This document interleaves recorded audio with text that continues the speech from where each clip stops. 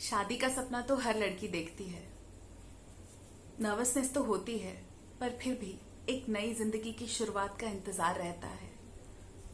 अपने जीवन साथी के साथ अपने सपने पूरे करने के लिए काफी खुशी होती है, मगर बस एक चीज है जिससे मन बहुत दुखी होता है कि हमको उन लोगों को छोड़ना पड़ता है जिनके साथ हमने बचपन और अब तक का पूरा वक्त बिताया। वो मम्मी पापा, वो भाई बहन, उन सबसे दूर आना आसान नहीं होता। पर जिस घर में मैं आई हूँ, मुझे ऐसा लगता है कि मुझे सब रिश्ते मिल गए हैं। मम्मी पापा, भाई, मैं इन सब लोगों को इतना प्यार दूंगी कि मुझे ऐसा लगेगा ही नहीं कि मैं किसी और के घर में रह रही हूँ। सब मेरे अपने बन जाएंगे और फिर मुझे एक और मम्मी पापा, एक और भाई बहन मिलेंगे। डबल डबल प्यार, कितना अच्छा लगेगा ना। मैं बहुत मिस करती हूँ अपने घर को।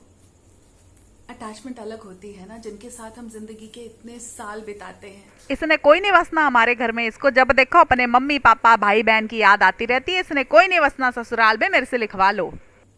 क्या ये जरूरी है कि अपने मायके वालों से एकदम नाता तोड़कर ही नया नाता जोड़ा जाए? क्या पुराने रिश्ते सब भुलाने जरूरी होते हैं नए रिश्ते जोड़ने के लिए?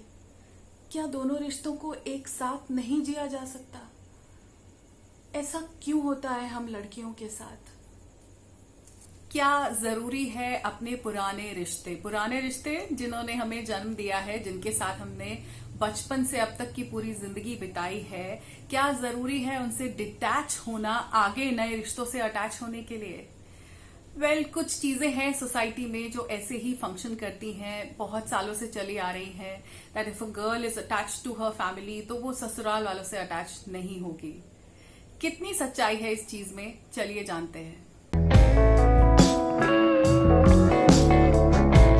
लव, केयर एंड अटैचमेंट, या खाली मैं लव की भी बात करूं तो ये एक सीड है, एक बीज है जिसको बोया जाता है परिवारों में।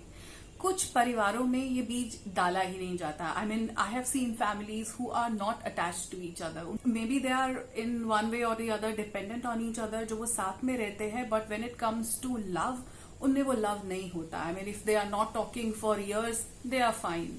सो अगर एक परिवार में वो बीज डाला ही नहीं गया है, तो वो कैसे किसी के अंदर वो फीलिंग्स, वो लव आएगा?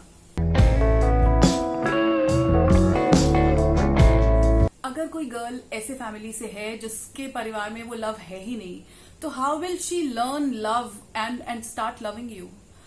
अगर लव हमारे अंदर है तो हम ऑटोमेटिकली लोगों से अटैच हो जाएंगे।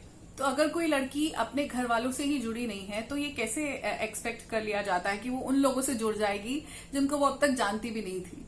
सो एक लड़की का अपने घर वालों से जुड़े होना is a very good sign कि वो आप लोगों से भी उसी तरह से अटैच होगी, because she knows the value of relationship, she knows what love is and she would want the same environment आपके घर में आके। It's a very positive sign that the girl is attached to her family.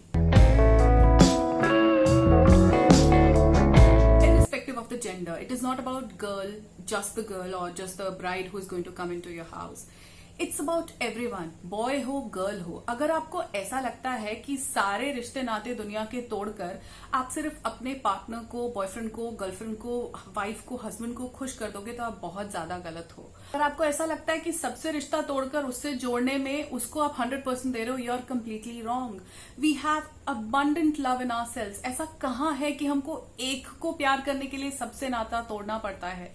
It is not about just the girl, it's about the boy also. अगर उसको भी ऐसा लग रहा है कि मैं अपने घर वालों को छोड़कर अपनी वाइफ को खुश कर दूंगा, इट इज नॉट पॉसिबल। आपको पहले तो अटैचमेंट अपने लोगों से होगी, तभी तो आप किसी दूसरे के साथ अटैच होगे। So this is completely wrong. आपको एक रिश्ता निभाने के लिए सारे रिश्ते तोड़ने की जरूरत नहीं होती। All it needs is a balance, कि आप सबको प्यार कर सको। हर इंसान की, हर रिश्ते की हमारी जिंदगी में एक अलग जगह होती है और हम सब केपेबल हैं सब रिश्तों को अकोमोडेट करने के।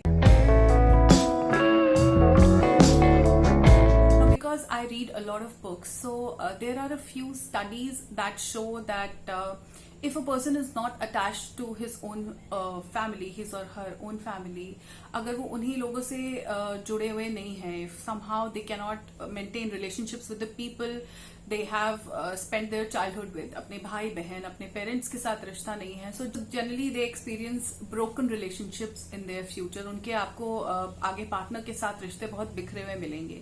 So if you closely observe, आप वैसे भी अपने आसपास देखें, जो लोग अपने घर वालों से ज्यादा अटैच नहीं होते वो अपने पार्टनर के साथ भी बहुत लॉन्ग रिलेशनशिप चला नहीं पाते. It is generally that you will find them struggling with their relationships. Of course उतना कौन सोचता है कि ये रीजन है, but that's quite a good reason. That studies show that जो लोग अपने रिश्ते जो बचपन से चलते आ रहे हैं उनको अच्छे से निभा पाते हैं, वही आगे नए रिश्तों को अच्छा निभा पाते हैं. Otherwise, it is always a struggle. Relationships already are struggle. So जो लोग वो ही नहीं निभा पा रहे, वो बाद में नए लोग जो जुड़े जिंदगी में उनसे कैसे रिश्ता निभाएंगे. So to sum up, relationships are like plants. रिश्ते पौधों की तरह होते हैं. इनको constantly पानी देना पड़ता है, खाद देना पड़ता है. You have to just keep nurturing them. उनको वक्त देना पड़ता है. एक दिन में कोई भी रिश्ता नहीं जुड़ जाता. अगर ऐसा लगता है कि लड़की शादी करके आ गई है, इमीडिएटली फ्रॉम डे वन वो हमारी एकदम हो जाए, वो बस हमारे ही घर की बहू बन के रह जाए, इट इज इम्पॉसिबल.